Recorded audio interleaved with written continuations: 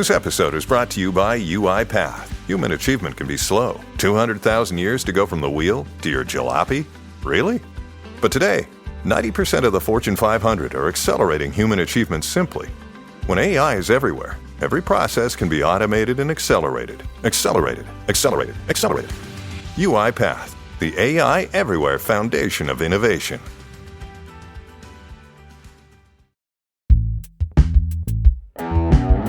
The legislative session ended without a single bill proposed to address our near-total abortion ban. So a group of Idahoans have decided it's time for the people of the state to step in. Today on CityCast Boise, we're learning about a new approach to bring back access to reproductive care, this time through a ballot initiative. It's Monday, April 29th. I'm Lindsay Van Ellen, and this is what Boise's talking about. Joining me today is Melanie Falwell, lead organizer and spokesperson with Idahoans United for Women and Families. Thank you so much for joining me today, Melanie. Thank you so much for having me. I'm thrilled to be here. So news broke last week that Idahoans United for Women and Families is launching a ballot initiative to address abortion access in Idaho. So why did you decide to pursue a ballot initiative? We've been asked that, in the wake of Idaho's trigger ban becoming the law of the land in August of 22. There were a lot of groups that rose up to address this problem. And primarily, those groups have been focused around a legislative fix. And we have all been asking our legislature for 2 sessions now to fix these laws that have unintendedly harsh consequences. Let's be generous. We also, on the books right now in Idaho, have over, by our count, 30 laws that relate to reproductive care and abortion. And that's kind of a messy tangle of laws. And they are creating real consequences, as we've heard over and over from our doctors, from our hospital systems, and from women and their families. This is creating real and grave problems. Asked for a legislative fix. Legislators acknowledged a fix was needed, talked about a fix, heard about the need for a fix. They did not act. Luckily in Idaho, there are many ways to make law, and the power to legislate does not just lie with them. It also lies with the people of Idaho. And Idaho is a state where we have a constitutionally protected right to gather signatures, put things on the ballot, and put things to a citizen's vote. And that is what we are seeking to do because there has been a lack of legislative fix. Yeah, the legislature really didn't address any health exceptions this session or make any clarifications for doctors or hospitals about the abortion bans, despite, a lot of press coverage, a lot of doctors and other medical professionals speaking out about it. And so did that really impact your decision to move forward with the ballot initiative right now? Absolutely. Our doctors have been begging for a fix since August of 22. They have been very plain about it. And every day there are new stories, there's new data, new reports from our hospital systems that we are in trouble. The increasing number of doctors leaving this state. Listen, Idaho we already had a doctor shortage. This is certainly making that problem worse. There was no shortage of doctors talking about the problem. I have every confidence that our lawmakers understand that problem. But again, in the absence of a fix, we are moving forward with a fix that we know we can access, and that is asking the people of Idaho what we should do about this. We have polling and we have data that would indicate that the vast majority of Idahoans, actually, the most of us, have a strong feeling that we should be able to make our own healthcare decisions with privacy, with dignity, and without government interference. And so that is why we are moving forward with a ballot initiative. I definitely want to dig into that data. But first, I want to ask, what was the response to the breaking news that you guys are working towards a ballot initiative? Well, the response from everyday Idahoans, from people, has been a surge of enthusiasm and a lot of messages along the lines of, sign me up, how can I help? Give me a petition. The answer is right now, we don't currently have a petition, that this is a ballot initiative exploratory effort with the Attorney General's office. As far as the Attorney General's office is concerned, I believe they were no comment on the filing of this effort, the launching of this effort. And Melanie, Idahoans United for Women and Families It seems like it's a grassroots organization. Is that a correct classification? It sure is. This was a very much statewide, nonpartisan, bipartisan, all kinds of folks from all over the state. I think the biggest change I've noticed post-Dobbs in states like Idaho is this idea that something that we used to call a social issue or a lightning rod issue or a women's issue, it's actually an everybody issue. This is an everyone issue. It's every person. We are all linked in our need for access to healthcare, our need for access to good emergency care and hospitals and doctors, all kinds of businesses. We're hoping for a legislative fix because this problem is so pressing and has such real, grave life and death, quality of life impacts. That did not come. So we are forging ahead with a grassroots ballot initiative. And I know your group is taking the lead on this, and ballot initiatives are a lot of work. Do you have any national groups or larger organizations that are helping with this cause right now, or is it completely your organization? Right now, we are Idaho grown and Idaho funded. We've been fundraising inside our state. We are shooting for a 2026 ballot. And right now, we are going it alone with a strong network of folks inside the state. Who knows what will happen in the future, but we are fully prepared to continue to have this be an Idaho-led effort. And you mentioned the polling data, and your group raised money for a poll of likely voters in 2022, correct? Correct. And it's no secret that Idaho is a ruby red state. So I was honestly pretty surprised by some of the results from that poll. For instance, that 59% of likely voters in Idaho believe abortion should be legal in almost all cases, or in some cases with restrictions. What do you feel like the polling indicated regarding Idahoans' opinions about abortion? Great question. So, for a lot of us out in communities and talking to folks, we had that feeling that Idaho's laws, the trigger ban and its connected laws, were just kind of out of sync with what people actually wanted and people's actual expressions. I think, like so many issues, reproductive healthcare is no different, and that the loudest people in the room kind of get all the press and attention. And our polling really bore that out, that actually Idahoans have a good understanding that healthcare decisions, including pregnancy, are complicated, are unique, and are private, and that those decisions are best made between a woman and her trusted medical professional, not a politician. So yes, absolutely. As you just mentioned, 3 in 5 Idahoans believe abortion should be legal in some or almost all cases. That is a big middle. That is a big tent that we can sit together in to really think about how we want the future of our state to go. If you look at that polling pretty consistently across a lot of questions, it's only ever about 10 to 12% of folks have a very strong totalitarian view of abortion, which is that it should never be allowed, that abortion should be allowed in no cases, including exceptions for rape, incest, health, life of the mother. That is a fringe view, and it just does not represent the majority of Idahoans, not by a long shot. And that's so interesting because that fringe view has really become the law of Idaho, where there's an almost complete abortion ban. Were there any results that you found in that polling that were really surprising or unexpected? Yeah, I would say as a lifelong Idahoan, as somebody who grew up here and has raised her own kids here and know the Idaho that I grew up in and the Idahoans I know and love, I know them to be quite compassionate, quite kind people, and people who are not interested in government interference, are interested in living their life entitled to privacy and dignity.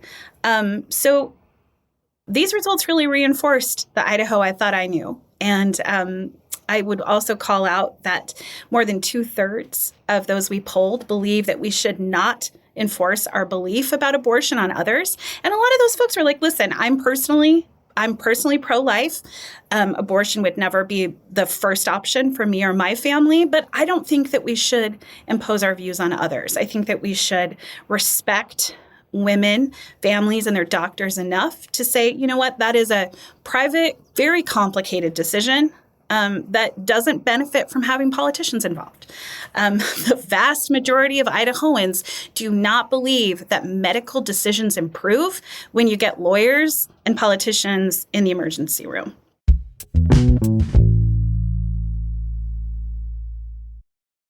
REI Co-op has everything for camping, glamping, scampering, and whatever they're doing. Relaxing, axing, waxing. I'm sorry, what? REI waxes your skis, man. Oh, yeah, I got it. Okay. Biking, hiking, and whatever outdoor thing rhymes with hiking. You get it. REI Co-op is the place for gear, clothing, classes, and advice. For the 1,000,001 ways to opt outside. Listen closely. As a master painter carefully brushes Benjamin Moore Regal Select down the seam of the wall. It's like poetry in motion. Benjamin Moore, see the love. Nationally, we've seen ballot initiatives siding with abortion rights supporters be very successful in 7 states so far. And every state that has attempted a ballot initiative increasing access to abortion has been successful. Do you think we can replicate that success in Idaho? Well, we certainly hope so. And we think our North Star in this is, the research and polling we just talked about and the conversations we're having with folks. The reality is our laws right now on the books are incredibly out of touch with where Idahoans are at on this issue. And it's across a host of issues, a whole gamut of reproductive health care. Also in our polling, it showed strong support for contraception, Plan B, vasectomies, IVF. People want control of their own private medical decisions. They want to make those in consultation with a doctor. They do not want to make those in consultation with a weird government video produced and distributed to be played in doctors' offices. It's just not what Idahoans want. And many of these states that passed ballot initiatives did so to pass a constitutional amendment protecting access to abortion. But in Idaho, we can't use a ballot initiative to do that, right? That is correct. We do not have the ability to amend our Constitution in Idaho via ballot initiative. So this would just be to create a new law? Correct. A law that would supersede those other laws that I referenced. Now, as you can imagine, that's going to take some considerable legal analysis, some considerable thought and planning. And that is this next stage we're moving into, is to think about, to make sure we get that language right, to make sure that that language achieves our goals. Are we restoring privacy and dignity for patients and doctors in this state? Are we is it a policy that will meet what doctors are asking for? Doctors are saying, listen, without protections for me exercising my best judgment, I don't think I can keep practicing here. So the right policy will solve for that. And at the end of the day, the right policy will need to be in line with the majority of Idahoans and their feelings on this issue. And the plan for the ballot initiative, as far as I understand, is to work to have it on the ballot for people to vote on in 2026, correct? Correct. So, yes, it's a some folks have been like, that's so far away. And that's what I was just about to say. That feels so far away. Yeah, it does. But let me break down that timeline for you just a little bit. As I mentioned, any ballot initiative in Idaho goes through a lengthy process of filing, getting titles from the Attorney General's office. There's usually some back and forth with that, potentially some court litigation. And then from there, we're kind of on a timeline of waiting for them to come back to us with our official language. On Reclaim's most recent effort, I don't think they had a petition ready to circulate for, I think it was 100 days after they filed. So that's quite a lot of additional time added to the clock, right? Then from once we have our petition, we can begin gathering signatures.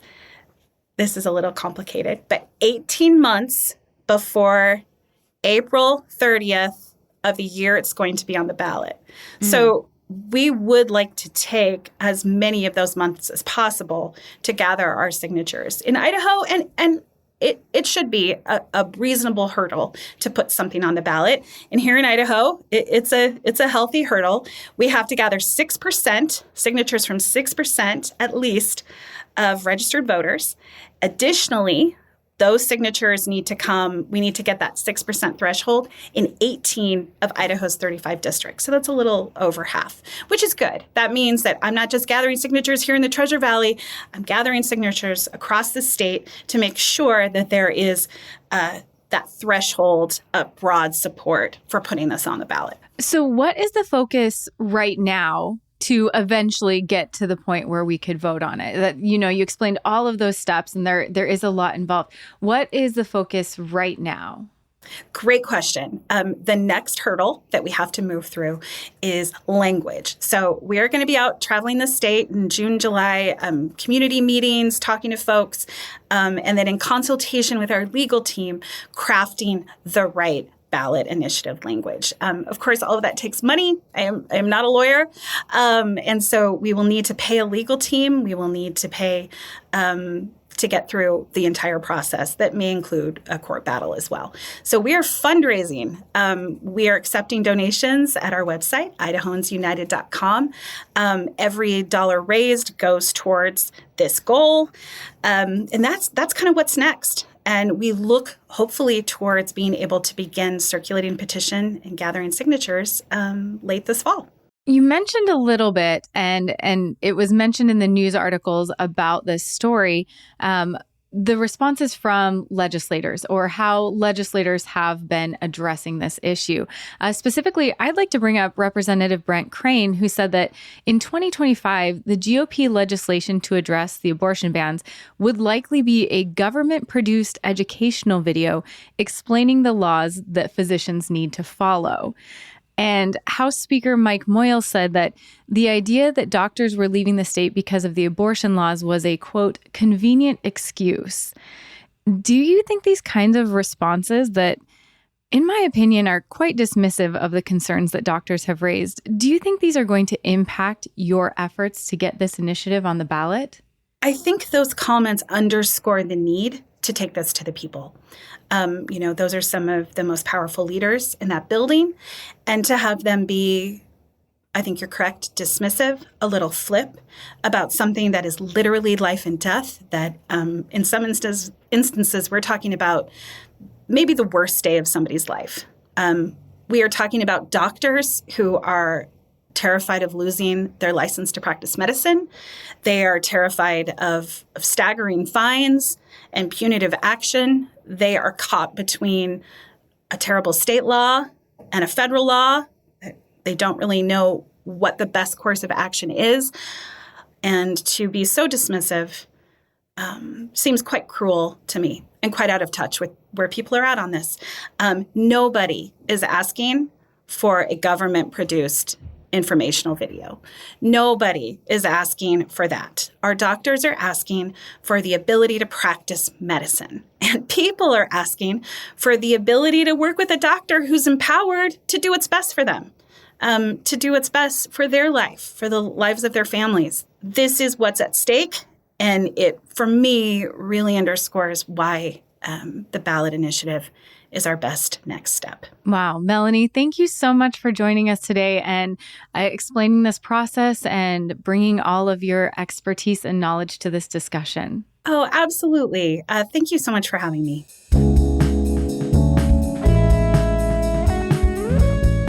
That's all for today here on CityCast Boise. If you enjoyed the show, please leave us a review. It helps other people find us. We'll be back tomorrow morning with everything you need to know about biking in Boise. See you then.